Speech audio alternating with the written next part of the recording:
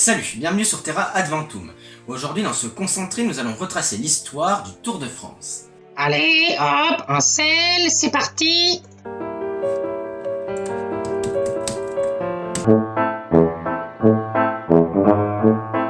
Le concentré, la connaissance à portée de main. Par Terra Adventum. Bon, pour commencer, le Tour de France, c'est quoi? C'est une compétition cycliste par étapes masculine qui se déroule en juillet, principalement en France. Aujourd'hui, un tour se fait en 21 étapes, mais ça n'a pas toujours été le cas. Alors retour sur l'histoire du Tour de France. Je vous avertis tout de suite, on va principalement voir l'histoire ancienne de la Grande Boucle.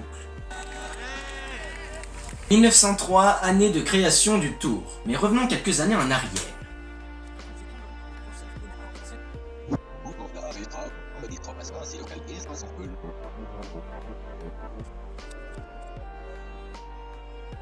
Le 19e siècle marque l'essor du vélocipède, de la draisienne à la bicyclette, en passant par le Grand Bi et sa roue avant disproportionnée. Les compétitions cyclistes commencent dans les années 1860 et en 1891 et créent la célèbre course disparue depuis Paris-Brest-Paris. Mais Paris-Brest, c'est une pâtisserie? Bonjour, eh oui, le Paris-Brest, créé en 1909, rend justement hommage à cette course cycliste. D'ailleurs, elle ressemble étrangement à une roue de vélo. Non? Le créateur de cette course est Pierre Giffard, qui crée en 1892 le quotidien sportif Le Vélo, qui devient très vite le journal sportif français de référence sur le vélo et l'automobile. Mais voilà qu'éclate l'affaire Dreyfus dès 1894. Quoi? Mais c'est quoi le rapport avec le Tour de France? Alfred Dreyfus, un officier français juif, est accusé d'espionnage pour l'Allemagne. Il est finalement innocent, victime d'une machination judiciaire. Mais pendant les années de l'affaire, de 1894 à 1906, s'opposent en France les Dreyfusards et les anti-Dreyfusards. Les premiers sont certains de l'innocence de Dreyfus, les seconds sont sûrs de sa culpabilité. Vous connaissez sans doute la une de l'Aurore écrite par Zola. Bon, revenons à nos vélos. Il se trouve que notre Pierre Giffard est Dreyfusard et qu'il écrit dans son journal en faveur à Dreyfus. Ce qui ne plaît pas aux industriels de l'automobile qui sont pour la plupart anti-Dreyfusards. Bon, je vous passe les détails, mais va naître un conflit entre Giffard et Jules Albert Dion, fondateur de Dion Bouton, donc constructeur automobile et véritable anti-Dreyfusard. Dion est évincé du journal. Alors, Dion décide alors de créer en 1900 son propre quotidien sportif, l'Auto-Vélo, qui devient très vite juste l'Auto.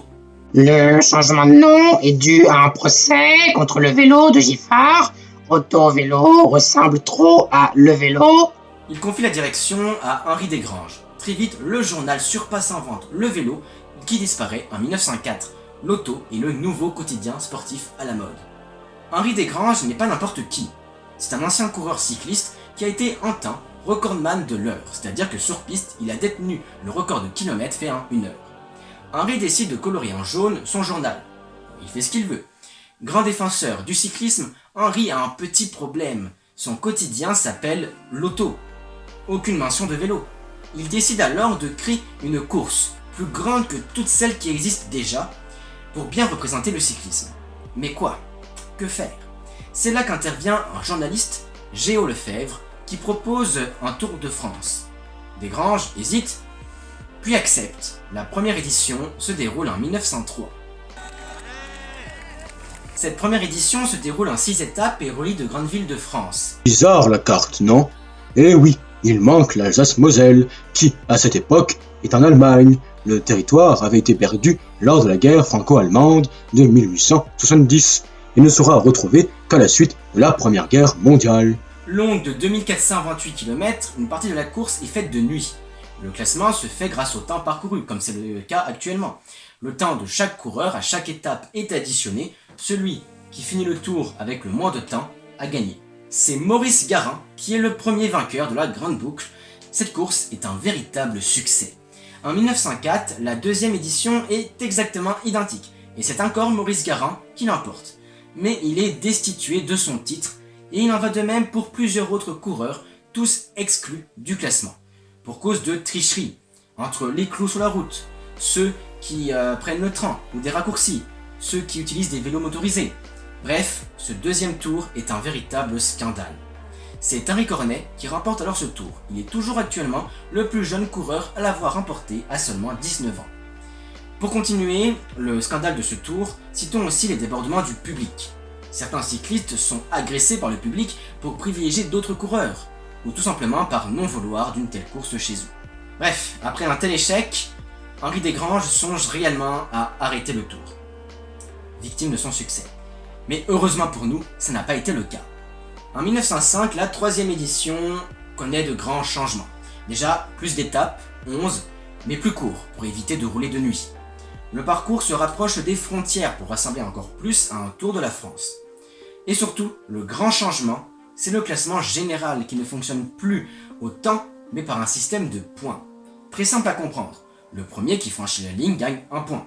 Le deuxième, 2 points. Le troisième, 3 points. Etc., etc. On a compris. Mais ne pas oublier, plus 1 point tous les 5 minutes entre 2 coureurs. Au fil des étapes, le nombre de points de chaque coureur est additionné, et le grand gagnant est celui qui finit le tour avec le moins de points. Cela évite une trop grosse avance, si trichilla. Le grand gagnant à cette édition est Louis Trousselier. En 1907, le tour passe par Metz. Metz, qui est alors en Allemagne. Cela est rendu possible diplomatiquement grâce à Ferdinand von Zeppelin.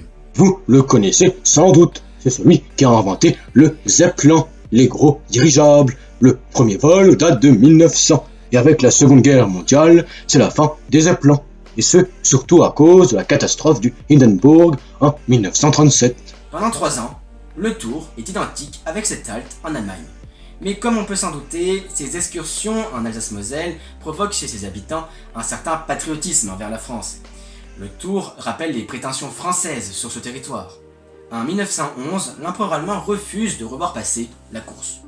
Notons aussi durant cette période qu'en 1908, Lucien Petit-Breton remporte son 2e tour, c'est le premier à gagner 2 tours. Et en 1909, c'est le luxembourgeois François Faber qui l'emporte, c'est le premier étranger. En 1910, les Pyrénées rentrent dans la course, c'est la première fois qu'a lieu de véritables ascensions, comme le col de Perresourde ou celui du Tourmalet. Le grand gagnant de cette édition, Victor Lapise, qualifia les organisateurs de criminels. C'est sûr qu'avec les vélos de l'époque, monter le Tourmalet ne doit pas être si simple que ça. En 1911, c'est l'arrivée des Alpes avec entre autres le célèbre Galibier. En 1913, le classement se refait au temps, car évidemment, le système de points limite la tricherie.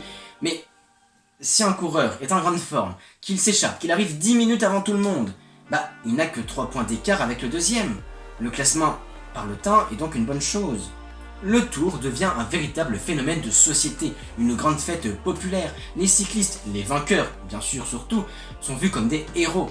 Même l'État approuve complètement. Malheureusement, un événement majeur va mettre fin au Tour, la Première Guerre mondiale, qui débute peu de temps après l'édition de 1914, remportée par Philippe Thys. De nombreux héros de cette première décennie de course vont périr lors de la Grande Guerre. François Faber, Octave Lapise ou encore le double vainqueur Lucien Petit-Breton. 1919, le Tour revient dans une édition difficile.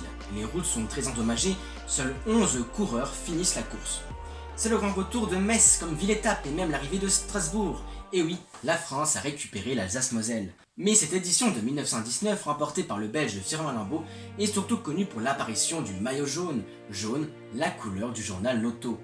Le maillot distinctif porté par le leader du classement général. Le premier à le porter est Eugène Christophe.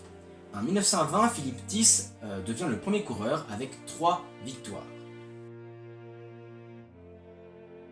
Mais le Tour de France n'a plus le même succès envers le public. Peut-être par routine ou par domination des Belges, ou encore à cause des règles, jugées trop strictes. En 1924, le vainqueur de l'édition précédente, Henri Pélissier, abandonne la course pour protester justement contre ce règlement. Il se livre même aux journalistes accusant Desgranges.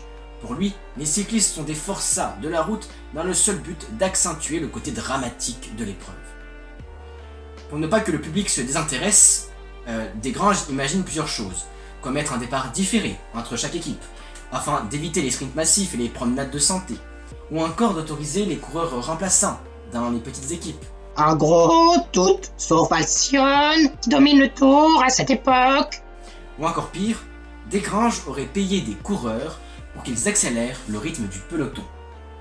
Bref, Desgranges veut plus de spectacle, mais rien à faire.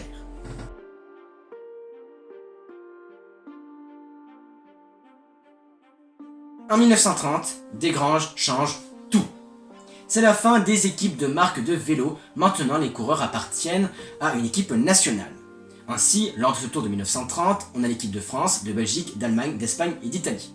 C'est l'auto, le journal, qui fournit les vélos, la nourriture et l'hébergement, etc. Le journal et Desgranges interviennent directement dans la sélection des coureurs, avec peut-être quelques magouilles pour évincer certains, dont le dernier tenant du titre. Bon, d'accord, mais tout ça a un coût, il faut payer tout ça. C'est là qu'intervient une idée de génie, les caravanes publicitaires. Des véhicules suivent le parcours du Tour, distribuant au public leurs produits ou des goodies. L'idée de base revient au chocolat Meunier qui ont déjà mis une voiture en 1928 distribuant leur chocolat. Le Tour dans les années 30 devient un véritable défilé de véhicules.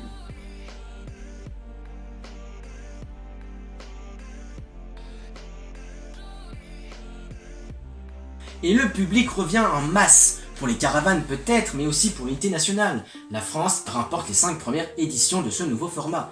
Dans les années 30, on estime que le quart de la population française se rend sur les routes du Tour.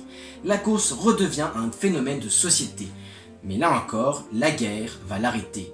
Les tensions sont palpables en Europe, et dans l'édition de 1939, ni l'Allemagne ni l'Italie y participent. Un mois plus tard, c'est la Seconde Guerre mondiale. Beaucoup de choses se passent durant la guerre. Tout d'abord, le fondateur du Tour, Henri Desgranges, meurt. Jacques Godet lui succède. Et malgré l'occupation, la volonté de refaire un tour est importante. Les Allemands souhaitent plus que tout le monde relancer la course pour rallier le peuple français. Mais Jacques Godet, refusant une nouvelle course, voit le jour, seulement pour 1942, le Circuit de France. Jacques Godet organise par contre en 1943 et 1944 le Grand Prix du Tour de France. À la Libération, l'auto n'a plus le droit de publier. Jacques Godet a heureusement le droit de lancer un nouveau journal sportif. Il s'inspire pour cela bien évidemment de l'auto. Le nom de ce journal, vous le connaissez, il s'agit de L'Équipe.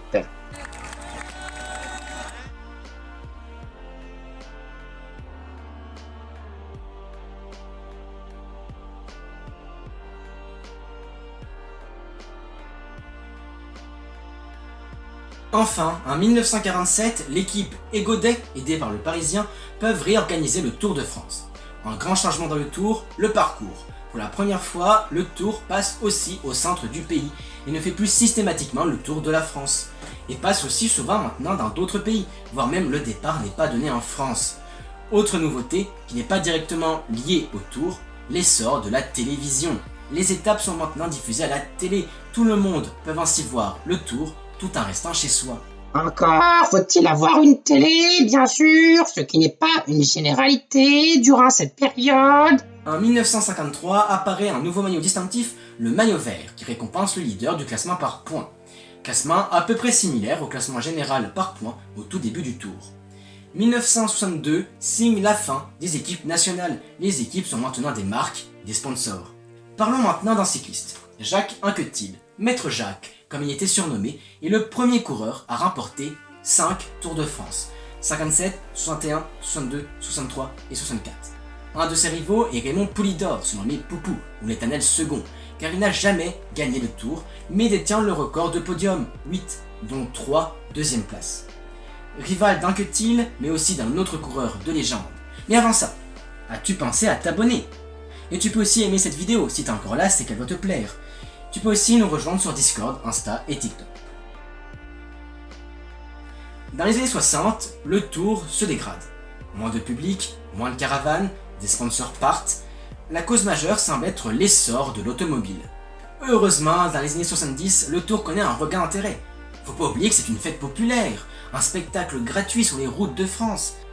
C'est au début des années 70 d'ailleurs que le Tour est marqué par la dominance d'Eddy Merckx. Le Belge surnommé le cannibale. Merckx, tout comme Anquetil, a gagné 5 Tours de France. 69, 70, 71, 72 et 74. En 1975, pour un peu de renouveau, 2 nouveaux maillots distinctifs sont créés. Celui du meilleur jeune, le maillot blanc, qui récompense le meilleur coureur de moins de 25 ans, et le maillot à poids, qui récompense le meilleur grimpeur. Le maillot date de 1975, mais le prix de la montagne a lui été créé en 1933.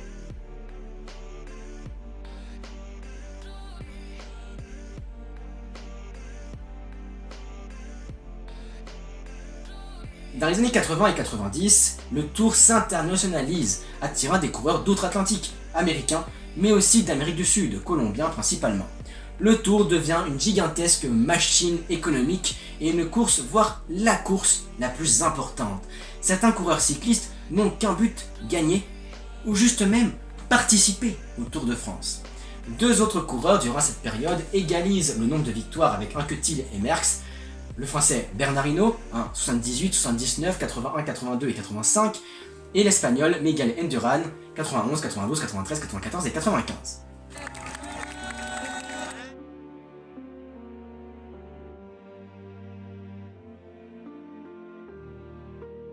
Les années 2000 sont marquées par les affaires de dopage. L'américain Lance Armstrong double ses prédécesseurs en termes de victoires, 7 Tours de France au total, 1999, 2000, 2001, 2002, 2003, 2004, 2005, mais il est déclassé en 2012 pour dopage.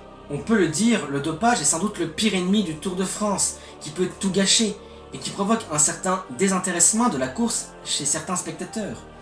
Aujourd'hui encore, quelques suspicions de dopage éclatent de temps en temps, même si les contrôles sont de plus en plus fréquents et sévères. Mais nous n'allons pas rentrer plus longtemps dans ces affaires. Depuis 2007, c'est Christian Prudhomme qui est le directeur de la course.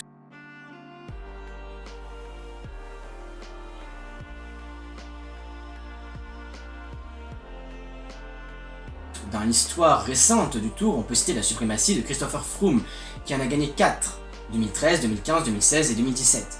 Le détenteur actuel du titre est le jeune Slovène Tadej Pogačar, vainqueur en 2020 et 2021.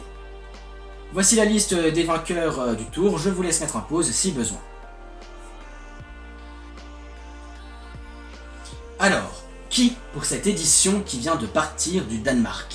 Pogačar pour une 3e victoire d'affilée? Ou son principal rival, son compatriote Primož Roglič, qui a déjà remporté 2 grandes courses en France cette année? Verront-on des Français briller? C'est une grande question. Pour être au courant du Tour, je vous invite à rejoindre le Discord, le Terra Adventum. N'oubliez pas de vous abonner, de partager et d'aimer la vidéo. Et je vous dis à bientôt sur Terra Adventum.